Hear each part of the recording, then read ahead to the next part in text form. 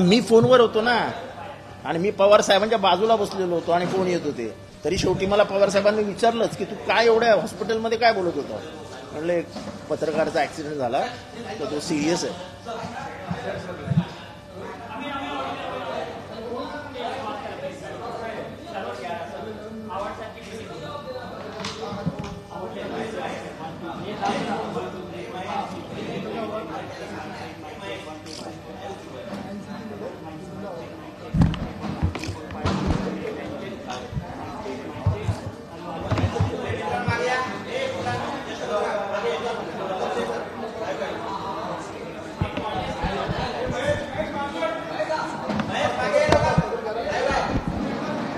Yes, sir.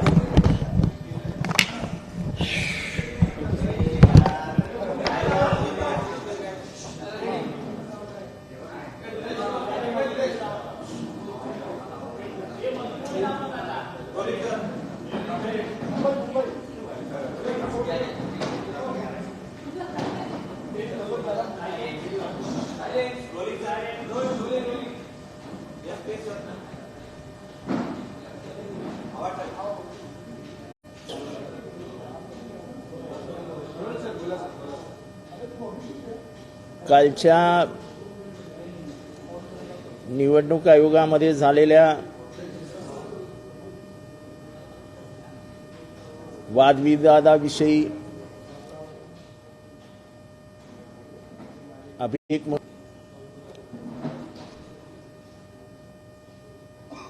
खास काही मुद्दे मांडले गेले नाहीत. फक्त एक मुद्दा मात्र वारंवार मांडला गेला.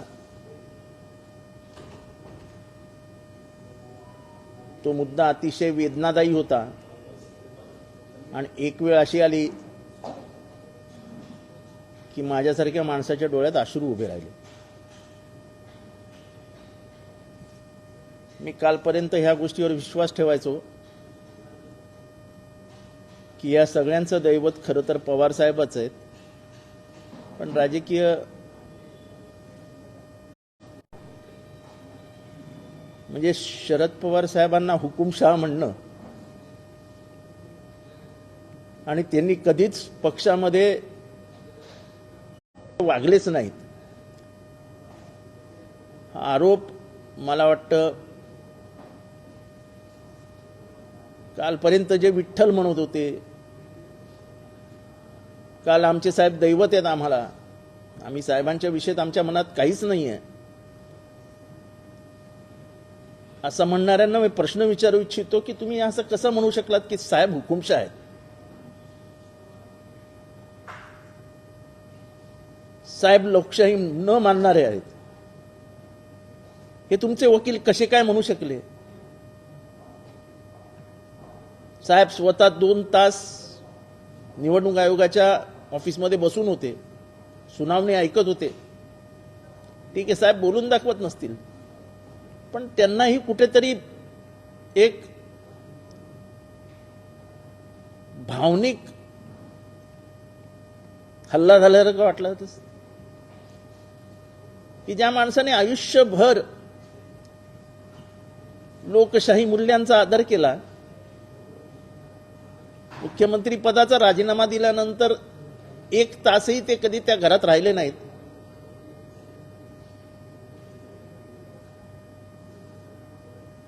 ज्यांनी पक्ष स्थापन केल्यानंतर सगळ्यांना विविध तऱ्हेच्या संध्या मिळाल्या, 18.5 वर्ष लोक मंत्री राहिले आणि तीच लोक म्हणतात की शरद पवारांनी कधी पक्षात लोकशाही ठेवलीच नाही, लोकशाहीप्रमाणे कामच केलं नाही, एकाधिकारशाही सारखे वागले.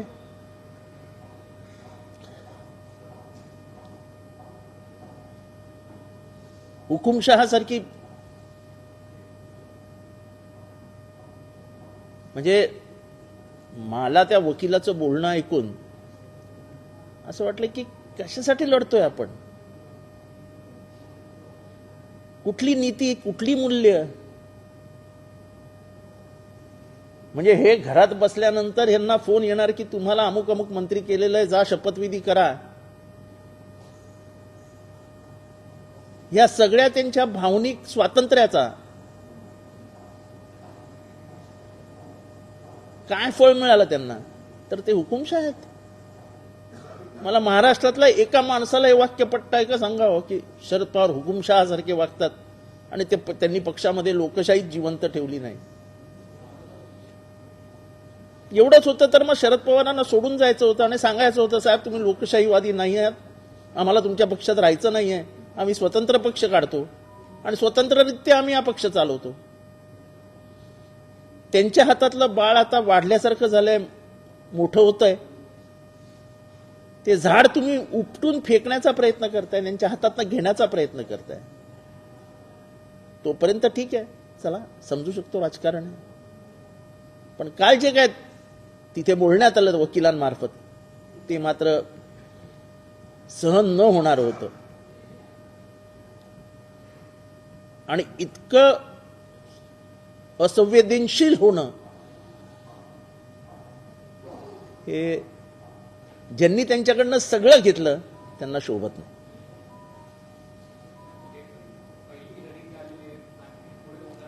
अजून खूप हिअरिंग होतील.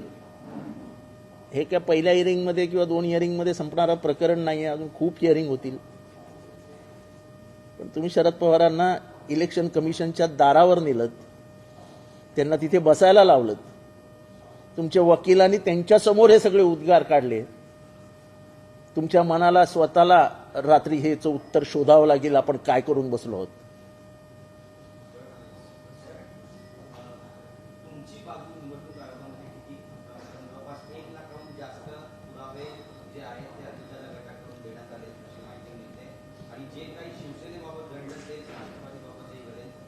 नाही मग काय घडेल काय घडणार नाही ही आता निवडणूक आयोगासमोर होणारी लढाई आहे.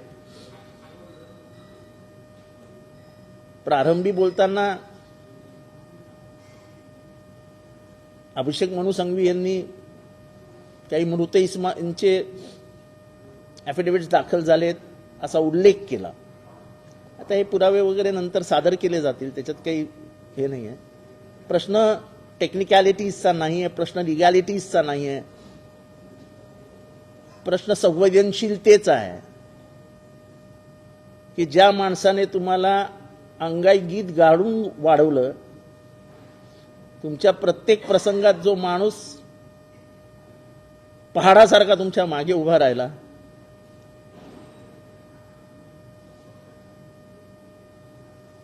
केवळ राजकीय लढाई जिंकण्यासाठी तुम्ही त्यांच्या बाबतीत असे शब्द वापरले की ते कोणालाही सहन होणार नाहीत.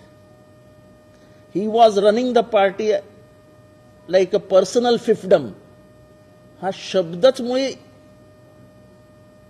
शरद पवारांच्या एकूण चारित्र्याविषयी विरोधाभास निर्माण करणार आहे.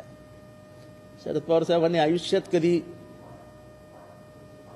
लोकशाही मूल्यांच्या बाहेर जाऊन काय केलंय किंवा त्यांनी त्यांच्या साथीदारांना कशी मदत केली ह्याची जर कहाणी सांगायला बसलो तर 2 दिवस कमी पडतील.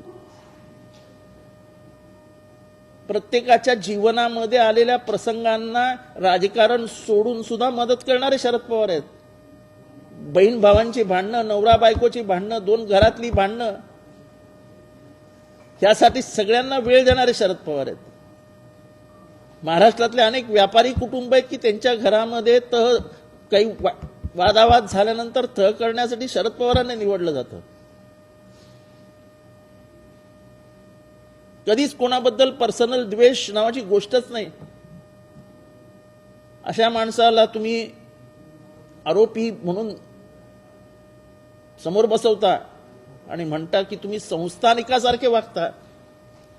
जो माणूस आयुष्यभर राजा राजवाड्यांच्या विरोधात राहिला, आयुष्यभर या तत्वांना महत्व देत गेला की सर्वसामान्य माणसाला ताकद मिळाली पाहिजे, सर्वसामान्य माणूस वरती गेला पाहिजे, स्त्रियांना अधिकार दिले, मंडळ आयोग आणला, बाबासाहेब आंबेडकरांचं नाव दिलं ज्याच्यामुळे सत्ता गेली, पण कधीही त्या गोष्टींचं दुःख व्यक्त केलं नाही. हे मूळ मुद्दे आहेत आणि हे आपण केलंच पाहिजे ही त्यांची भावना आहे. आता सुद्धा बिहारच्या सेन्सस नंतर ते स्वतः मला म्हणाले की जितेंद्र हा आपला आग्रही मुद्दा असेल की महाराष्ट्रामध्ये आणि देशामध्ये जातीय सेन्सस झालाच पाहिजे.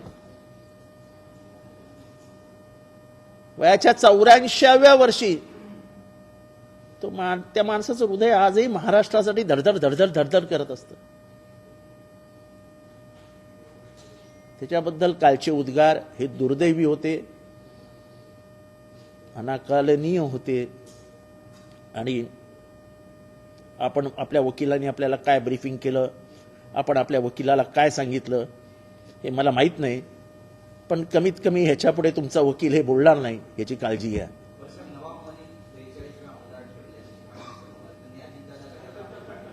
नाही, मला या सध्या सगळ्याबद्दल मला आता कोण कोणाच्या गटात आणि कोण कोणाला पाठिंबा देतं आता हे दूरची गोष्ट आहे. ऑलरेडी सुनावणी सुरू झालेली आहे. आता कोण कोणाकडे याच्यावर काही चर्चा करण्यात अर्थ नाही.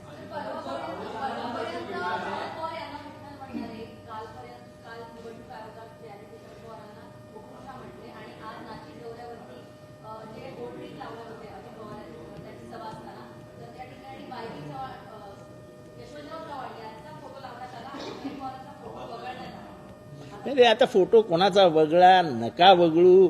आता तुम्ही त्यांना विठ्ठल म्हणा, गणपती म्हणा, शंकर म्हणा, महादेव म्हणा, महाकालेश्वर म्हणा, काही म्हणा. तुमच्या मनातले शब्द इलेक्शन कमिशन समोर आले. तुमचा वकील जेव्हा बोलतो तो वकील त्याला जे ब्रीफ केलं जातं ते बोलतो. त्याला तुम्ही ब्रीफ केलंत ना की कधी काय मानलंच नाही, त्यांनी निवडणुका घेतल्याच नाहीत, राज्याच्या निवडणुका घेतल्याच नाही, हे घेतलं नाही, ते घेतलं नाही, कधी कुठल्या जिल्ह्याच्या निवडणुका घेतल्या नाही, कधी राष्ट्रामध्ये हे केलं नाही.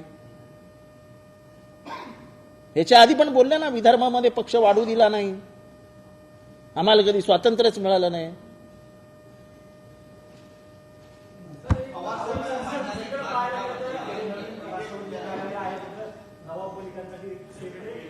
हे बघा, मला त्याच्यामध्ये बोलायचं नाही आहे. मी आधीच सांगितलेलं आहे तुम्हाला. माझा जो विषय आहे तुम्हाला सांगितलं होतं, आपण गप्पा मारायला बसलो होतो. मी तुम्हाला सांगितलेलं मी कुठल्या विषयावर तुम्हाला बोलायचं असेल तर बोलेन. मला ह्या विषयांशी काही घेणं देणं नाही. कुठल्या केबिनमध्ये कोणी बसणारे काय आहे ह्याच्याशी काही मला घेणं देणं नाही.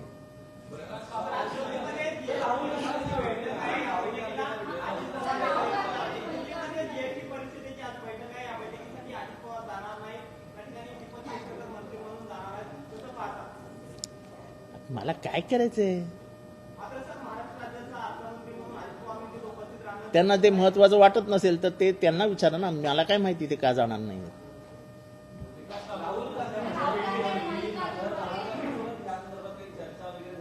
काय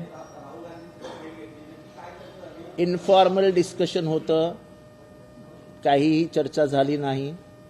आणि एवढं महत्वाचं डिस्कशन असतं तर कदाचित त्या बैठकीत मी नसतो. मी ज्या अर्थी तिथे होतो त्या अर्थी तिथे इन्फॉर्मल डिस्कशन झालं. मला ते शेतकरी कांदा मारतायत का बटाटा मारतायत का काय मारतायत त्याच्याशी काही मला माहिती नाही. मी सकाळपासून काही वाचलेलं नाही, ऐकलेलं नाही. मी डायरेक्ट घरातनं निघालो. तुमचा एक पत्रकार बंधू परवा ॲक्सिडेंटमध्ये सिरियस जखमी झालेला होता, त्याला हॉस्पिटलमध्ये ठेवण्यात आलेलं होतं. आज तो शुद्धीत आला.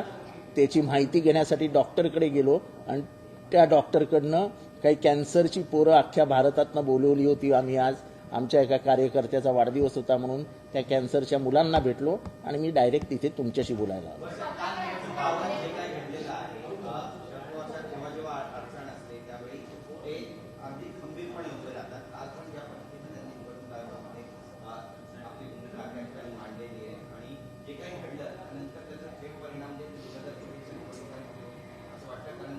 नाही, मला निवडणुका वगैरे दूर राहिल्या हो. निवडणुका हारू जिंकू, सत्ता येते जाते, पण तुम्ही शरद पवारांना एक संस्थानिक एक हुकुमशाह जो लोकशाही मानतच नाही असं म्हणण्याची हिंमत कशी दाखवू शकता?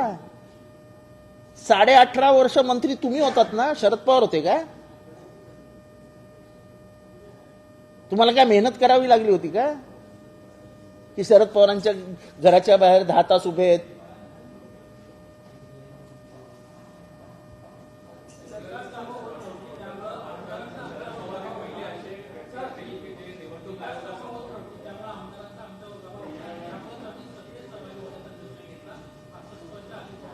पण आम्ही त्याच्याबद्दल माझं काही म्हणणंच नाही आता. मला ह्या प्रश्नाचं उत्तर तुमच्याकडनं सामुदायिकरित्या महाराष्ट्रात द्या म्हणून सांगतोय की शरद पवार हुकुमशाह आहेत का? शरद पवारने आपल्या पक्षामध्ये लोकशाही राबवली नाही का? शरद पवार फक्त मनासारखं वागतात. मी कोणाबरोबर, शरद पवारांनी स्वतः सांगितलं ना, माझ्याबरोबर 0 आमदार आहेत. ते तर आम्हालाही मोजत नाहीत. म्हणजे त्याचं आम्हाला वाईट वाटतं, ते तर आम्हालाही धरत नाहीयेत. प्रश्न हा आहे की तुम्ही काय बोललात निवडणूक आयोगासमोर.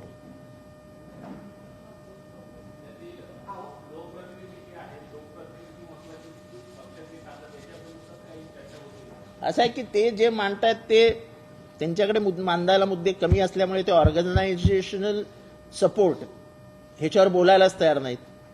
ते फक्त आमदार, आणि त्याहीपेक्षा ते म्हणाले की आमदारांना झालेलं मतदान हे गृहीत धरायला पाहिजे पक्ष. म्हणजे आता पक्षाला दिलेलं मतदान हे आता मला मिळालेलं मतदान हे राष्ट्रवादीचंच मतदान आहे, मी असं अजिबात मानत नाही. मी हे स्वतः सांगतो की मला मिळालेलं मतदानामध्ये खूप मतदान आहे जितेंद्र आव्हाड या नावाला मिळालेलं मतदान आहे. हे मी आत्ता सांगतो इथे. त्यामुळे मिळालेल्या मतदानाच्या जीवावरती पक्ष ठरवावेत असं जर झालं तर मग भलंच झालं. मग जे हरले त्यांच्या लोकांनी मतदान केलं ते काही वेडे होते? जर तुम्हाला ते शाणे वाटतात जे तुम्हाला निवडून आणतात, निवडून आलात म्हणजे पराभूत झाले, त्या लोकांना काहीच किंमत नाही लोकशाहीमध्ये. आमचा युक्तिवाद अजून झालेलाच नाहीत साहेब.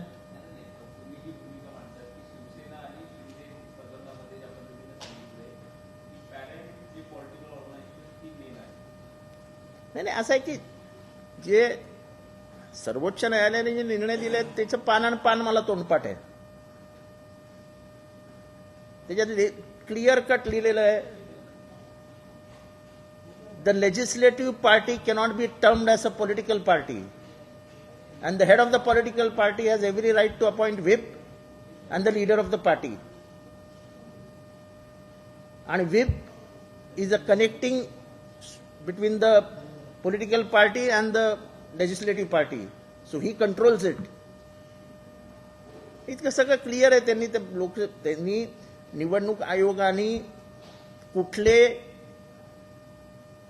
नीती नियम लावले ह्याच्याबद्दलही आक्षेप घेतले ना. Subhash Desai versus government of महाराष्ट्रमध्ये त्यांनी नोंदवलेल्या आहेत ना, आपल्या नोंदी दिलेल्या आहेत तिथे. आम्हाला त्याच्यावर बोलायचंच नाहीये. आता जे होईल ते कोर्टात होईल, जे भांडण होतील. शरद पवार हे हुकुमशहा सारखे वागतात. त्यांनी लोकशाही मूल्य मान्यच केली नाहीत कधी. यांनी झालेलं दुःख मी व्यक्त करण्यासाठी आलेलो. मला काही बाकी इंटरेस्ट राहिलेला नाही. कोण कोणाबरोबर आहेत, किती जण कोणाबरोबर आहेत, खड्ड्यात गेले, मला काही घेणं देणं नाही. शरद पवार एकटे लढायला समर्थ आहे, मला माहिती आहे. वयाच्या 84व्या वर्षी पक्षावर झालेल्या हल्ल्याला उत्तर दिला हा माणूस सेनापतीसारखा समोर चालत जातो. ही हिंमत लागते यार.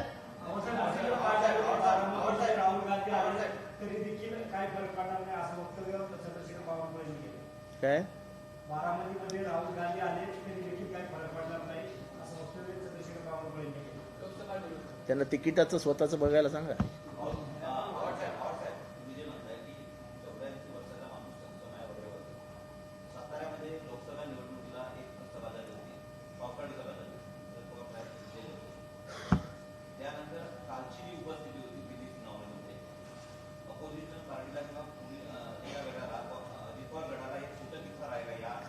सूचक इशारा नाही. मला त्या माणसाच्या मनातलं जे कॉन्फिडन्स लेवल आहे, चला आपल्यासारखा माणूस संकट आल्यानंतर थरथरायला लागतो, थरथरायला.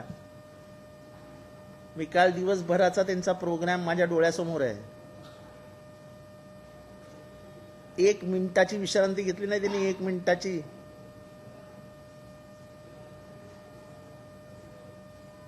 म्हणजे 84 वर्षांच्या म्हाताऱ्याच्या, सॉरी मी म्हातारा म्हणतोय, पण 84 वर्षाच्या या तरुण योद्ध्याच्या अंगामध्ये जी काही शक्ती आहे, म्हणजे ते सबकॉन्शियस लेवलला जे त्यांचं लढण्याची मानसिकता आहे, ही अतुलनीय आहे.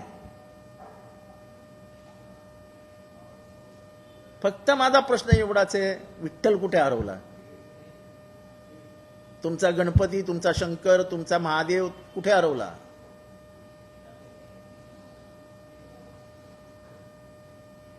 लढाई जिंकायचीच होती तर त्यांच्यावरती हे घाणेरडे आरोप कशाला करायचे होते? बस माझं एवढंच म्हणणं आहे, बाकी मला काही ह्याच्यात सर कल हमने देखा आपने जो ट्वीट किया है खासतौर पे इस तरह के आर्ग्यूमेंट चल रहे थे, क्या अपेक्षित आर्ग्यूमेंट को जिस लेवल पे जाके अजित पवार के वकील आर्ग्यूमेंट कर रहे हैं?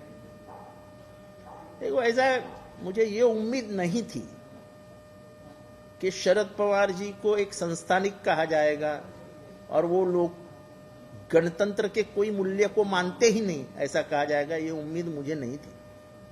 क्योंकि जिन्होंने 30-30, 40-40 साल पवार साहब के साथ निकाले हैं और जो सबसे नजदीक थे, हम लोग तो बहुत दूरी पे थे, ये जो 8 जन बैठे हैं मंत्रिमंडल में वो तो सबसे नजदीक थे। कोई डिसीजन पिछले 30 साल में हुआ ही नहीं इनके सिवाय। बिना भुजबल जी को पूछे, बिना प्रफुल्ल पटेल जी को पूछे, बिना अजित पवार जी को पूछे कोई निर्णय पक्ष में गवर्नमेंट में हुआ ही नहीं।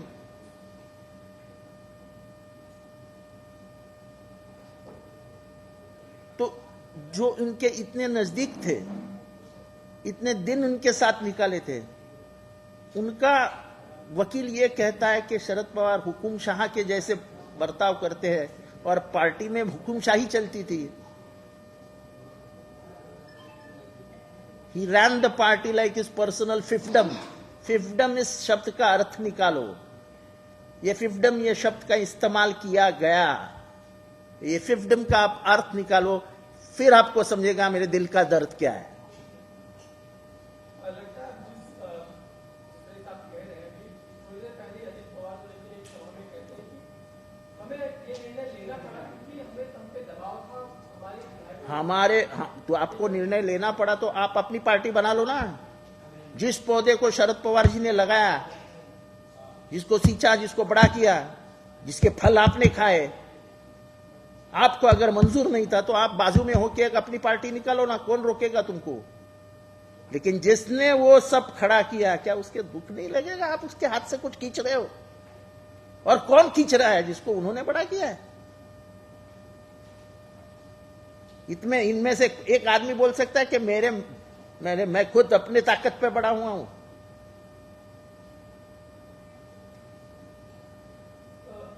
इसके अलावा सवाल ये कि आप हमेशा सेंसस की राजनीति होना चाहिए। तो इधर पहले अशोक गहलोत जी कह रहे हैं कि देखो कल जरूरी है। मेरी जो पवार साहब से बात हुई और उन्होंने जो लगातार पॉलिटिकल बातें की है, उसमें उनकी भूमिका वो बोलेंगे शायद, लेकिन बिहार का सेंसस उनको दिल को छू गया है और उनका कहना है कि पिछड़ों को हम कितने दिन पिछड़े रखेंगे, ओबीसी को कितने दिन हम समाज के बाहर रखेंगे। उनको अपना अधिकार मिलना चाहिए और पूरे देश में ही सेंसस होना चाहिए। हिंदी में एक सवाल है कि मायावती जो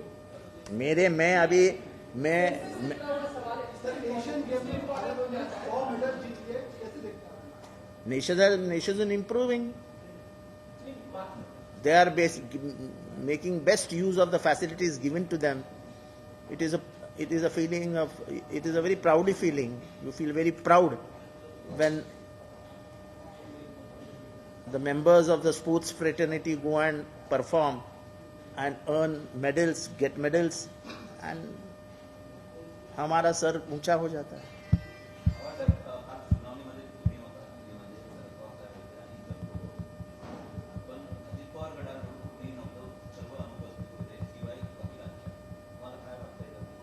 अरे मला काही वाटत नाही हो, मला काय वाटायचं कुठे या नाही तर ना काही, त्याच्याने मला काय फरक पडतो। प्रश्न एवढाच आहे, तुमचा वकील तुम्हाला विचारल्याशिवाय बोलतो का?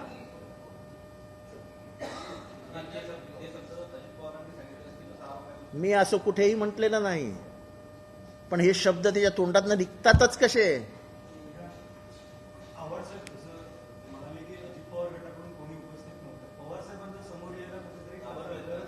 मला त्याच्याशीही काही घेणं देणं नाही। नुसतं दाखवायचं आणि बाजूला जाऊन भलतंच करायचं, त्याच्यापेक्षा दाखवू नका ना. हे सगळे बुरखा घालून वावरत होते पवार साहेबांसमोर, नैतिकतेचा बुरखा घालून वावरत होते असं वाटतं तुम्हाला? नैतिकता राहिली कुठे असं कालपासून मला वाटायला लागलं.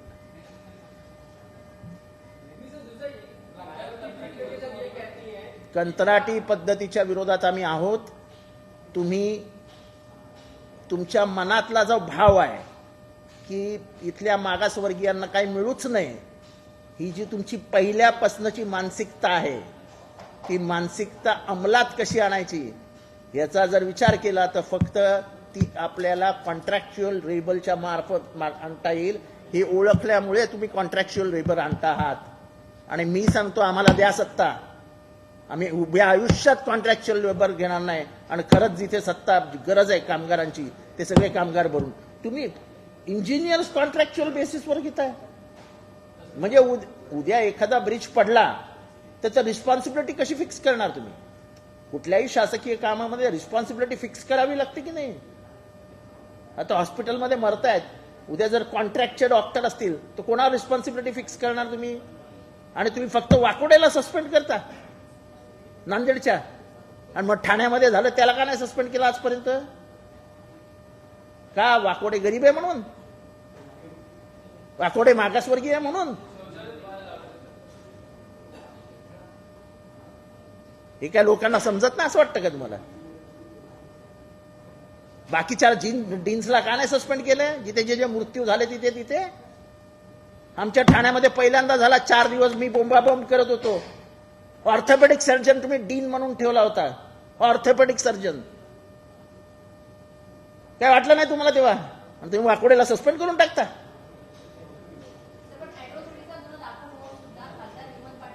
आता त्याच्याबद्दल तर मला काय बोलायचं नसतं. कायदा आणि सुव्यवस्था आहे, राज्यात राहिलेलं बोलणार काय?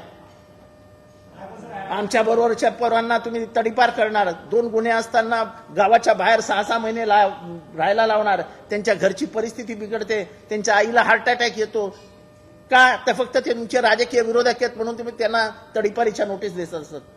पोलीस तर गुलामासारखेच वागतात. 2 गुन्ह्यांवर कधी कोणी तडीपारी केली आहे काय?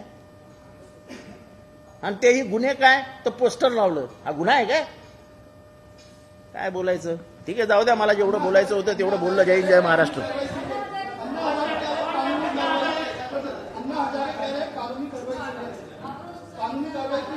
अण्णा हजारेंना जे करायचं ते अण्णा हजारेंनी करावं. मला जे करायचं होतं मी केलं. 9.5 वर्षानंतर त्यांना जाग आली, हे माझं यश आहे.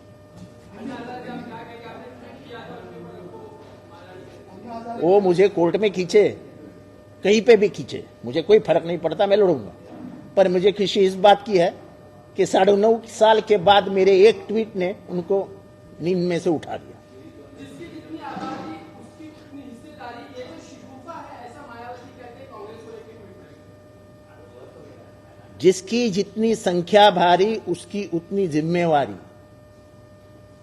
ये काशीराम जी का नारा था और वो नारा बिल्कुल सही है.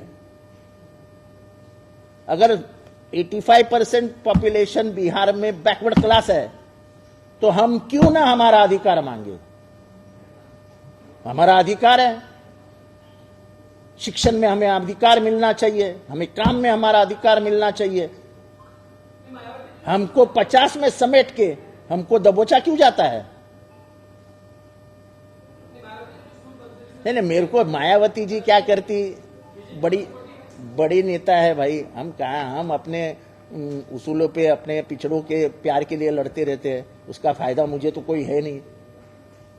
ना मेरा बेटा है ना मेरी बेटी है, सब पढ़ के लिख के सब हो गया, अभी कुछ लेना देना नहीं है रिजर्वेशन से. लेकिन जो बच्चे मेरे आंखों के सामने दिखते कि जो अभी खासगीकरण जो हो रहा है स्कूलों का, उससे वो जिंदगी में पढ़ाई नहीं कर सकेंगे. इस देश में एक नया वर्ग तैयार होगा जो अशिक्षितों का रहेगा और शिक्षित लोगों का रहेगा, अमीरों का रहेगा और गरीबों का रहेगा. एक नया खेल इस देश में शुरू हो जाएगा. डिस्क्रिमिनेशन के एक नई लेवल आ जाएगी और इसको इस देश संभाल नहीं पाएगा.